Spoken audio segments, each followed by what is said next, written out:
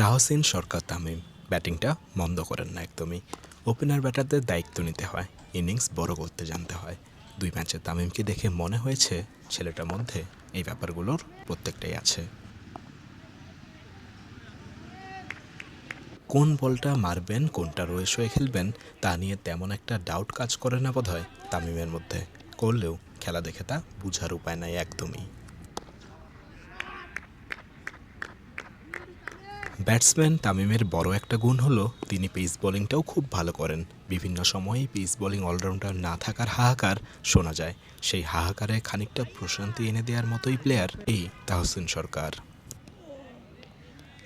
বলে গতি আছে, 130 তো হবেই, কিংবা কাছাকাছি। নতুন বলে বেশ কার্যকরী, পুরাতন বলেও খুব খারাপ অপশন না। সবচেয়ে বড় ব্যাপার হলো তামিম এমন কেউ যে আপনার দলের হয়ে ওপেনিংয়ে ব্যাটিং করতে যেমন সক্ষম, ঠিক তেমনই বল হাতেও ম্যাচের একদম প্রথম ওভারটাও নিয়মিত করার সামর্থ্য রাখেন।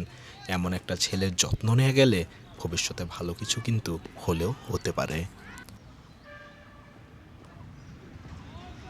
তামিম সৈয়দপুরের ছেলে, তামিমের মতোই সৈয়দপুরের ছেলে তৌফিক ইসলাম তিতাসও ক্লিন হিটার।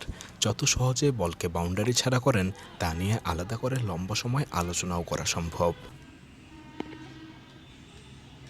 বাজে বল করে তিতাসের থেকে বাঁচার চান্স খুবই কম। এই ছেলেটা তার জন্য একবার বল পেয়ে গেলে শটটা খেলবেন কি খেলবেন না তা নিয়ে দ্বিতীয়বার চিন্তাও করেন না। ব্যাট সুইংও খুব ভালো। সবচেয়ে বড় ব্যাপার যেটা, তিতাসকে ব্যাটিংয়ের সময়ে বেশ কনফিডেন্ট লাগে।